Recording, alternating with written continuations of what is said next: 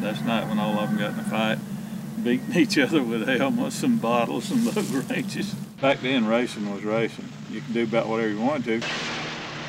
I mean, I pulled into the pits a many times. Them boys would throw me a lug wrench before I ever got out of the car. You had to fight your way out of there. Cause if they got in front of me and they didn't get out of the way, I'd make a hole.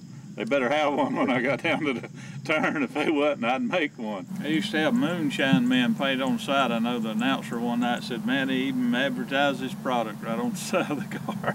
They had moonshine men on it. A lot of memories in these old things. After the years went by, she's just faded away in history like the rest of us. The original Duke boy right there.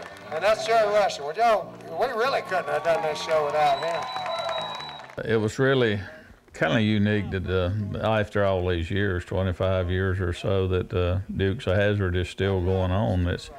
At the time I was young and doing all this crazy stuff, I never realized that they would make a TV series out of it. But now it's like, it makes a legend out of you. And to see everybody enjoying it and going to Duke Fest and still loving it, I think it's really great.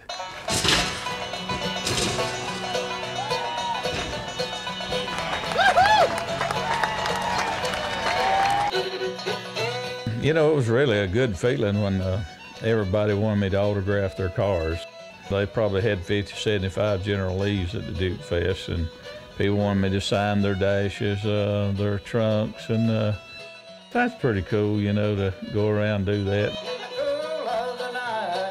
Ralph Stanley was playing at the Duke Fest, and I had saw him about 35 years ago, and I'd wrote that song, Mama Had to Pay. And I played it for Ralph on a tape recorder at a bluegrass festival, and Ralph said, boy, you get that song done, said, you can buy you a couple of houses with that. And I walked up to him, I said, Ralph, you won't remember me. But I said, I played a song for you on a tape recorder about 30, 35 years ago. And he looked at me and said, well, I said, well, I never got it recorded. He said, you didn't? I said, no, but that song is the reason we're all here today. That's what got the Dukes of Hazzard started, was that song I wrote and took it to this guy, and that kicked the whole thing off.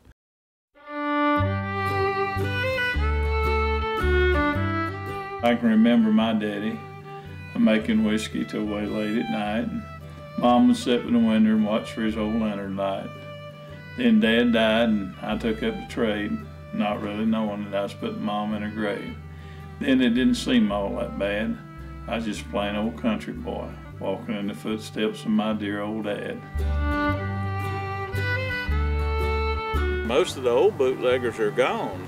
You know, as I'm getting older, when I'm gone, I don't know if there's any of them left that can tell these things or not. And now I turned my life over to Christ, and I work with the prison ministry and help them, and I really enjoy that. I go to these prisons with Forgiving Ministries and talk to the prisoners, because I've been in there where they at, and I can relate to them, and I can tell them, and I always tell them that unless they get their heart right with God, they will not make it when they get on the outside.